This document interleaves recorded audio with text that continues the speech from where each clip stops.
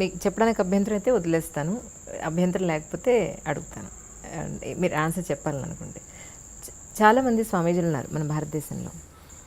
కొంతమంది ప్రజల దగ్గరికి పెడతారు, హగ్ చేసుకుంటారు, లిటరల్గా పొలిటికల్ వాళ్ళు వచ్చి ఇష్టమైన వాళ్ళు వచ్చినట్టు ముద్దులు పెడతారు. మీరు మాత్రం ఎవరిని ముట్టుకోరు, ఎందుకని? అది వ్యక్తిగతమైనటువంటి వారి ఇష్టాలను బట్టి ఉంటుంది కాబోలు. ఓకే. ప్రతి వ్యక్తికి ఒక పద్ధతి, ఒక నియమము ఉండాలి. అది తన యొక్క పరంపరకి తగ్గట్టుగా ఉండాలి. సన్యాసి అనంటే సన్యాసికి కూడా ఒక పరంపర ఉంటుంది. ఆ పరంపరకి తగ్గట్టుగా తాను ఉండాల్సినటువంటి బాధ్యత ఉంటుంది. ఆ పరంపర ఎలా ఉండాలి అనేది పూర్వులు ఆచరించినటువంటి విధానం ఉంటుంది. యథా తే తత్ర వర్తేరన్ తథా తత్ర వర్తేథాః, యథా తే తేషు వర్తేరన్ తథా తేషు వర్తేథాః. వేదం చెప్తోంది, నీ పూర్వులు ఇలాంటి సిచ్యువేషన్ ఎదురైనప్పుడు ఏ విధంగా ప్రవర్తించారో ఆ విధంగా నువ్వు ప్రవర్తించు. ఒక్కొక్క కార్యం చేసేటప్పుడు దానికి ముందు వెనకలు కూడా ఏవో కొన్ని ఉంటాయి. వాటిని వాళ్ళు ఏ విధంగా ఆచరించేవారో నువ్వు కూడా ఆ విధంగానే ఆచరించు. ఇది వేదం చేసినటువంటి అనుశాసనం. It's a command given by Vedas.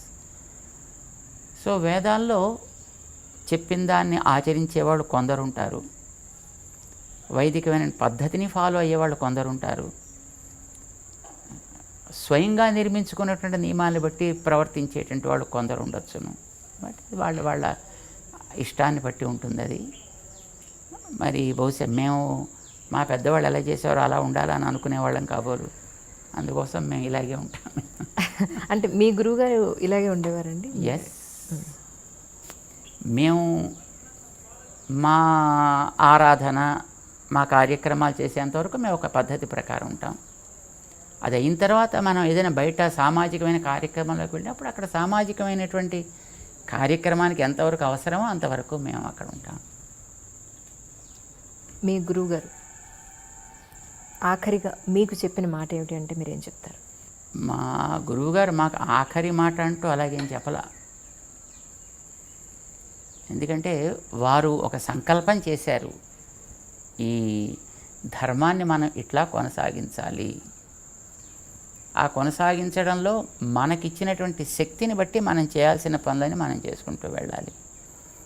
అది చెయ్యాలంటే దానికి కావాల్సినటువంటి వెనకాతల మనకి పరికరం కావాలి, దానికి కావాల్సినటువంటి ఆధికారికత కావాలి మనకి. అంటే దానికి కావాల్సిన ప్రమాణాలు మన దగ్గర ఉండాలి. కార్యక్రమాన్ని మనం చేయాలి. దాన్ని సాధించడానికి గురుకుల వాసం చేయాలి, అక్కడ నేర్చుకోవాలి, అక్కడ చూడాలి, వాటిని కూడా మనం అవలంబించి ప్రాక్టీస్ చేయాలి. This is what my guruji gave instructions to me and that's what we are trying to follow.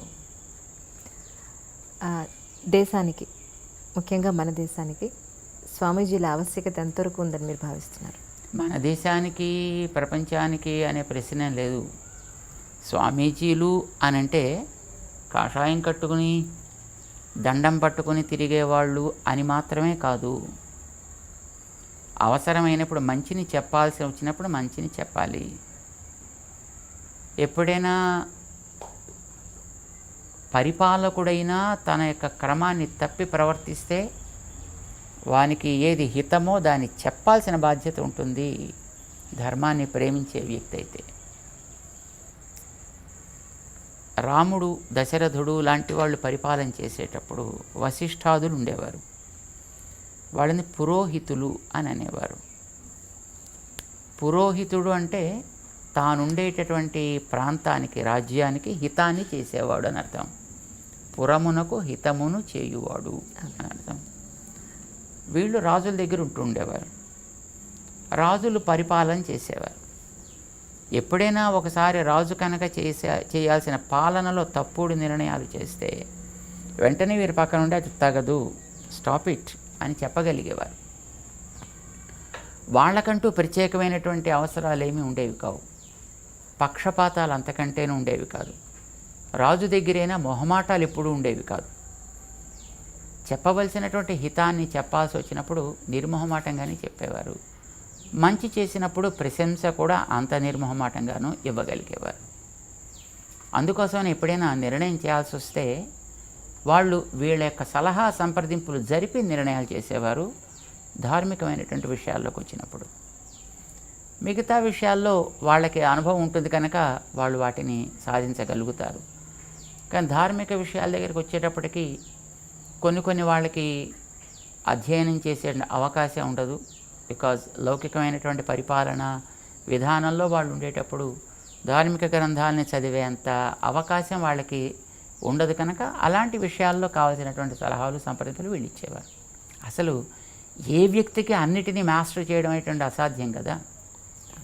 వాడు రాజు కావచ్చు, ధార్మికుడు కావచ్చు, మరొకడు కావచ్చు.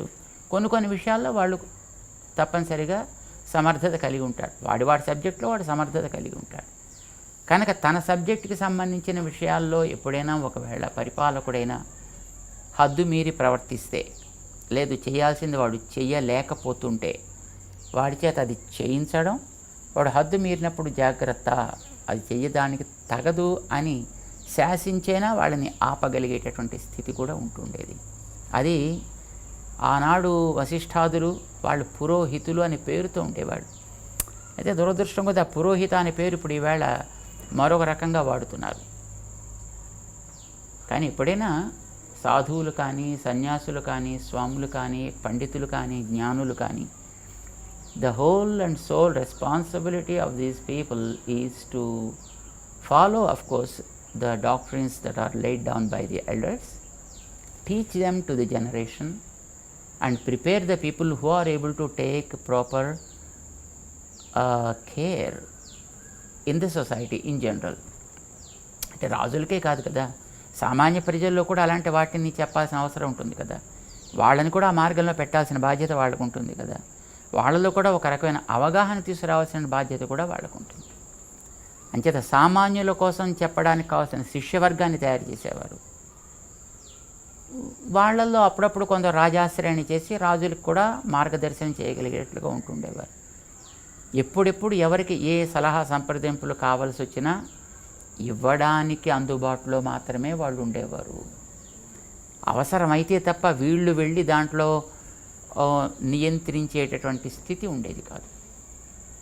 వాళ్ళు కూడా తమ బాధ్యతను గుర్తించి ఆ రకమైనటువంటి సలహా సంప్రదింపులు తీసుకుంటూ ఉండేవారు అలాంటి విషయాలకు వచ్చినప్పుడు.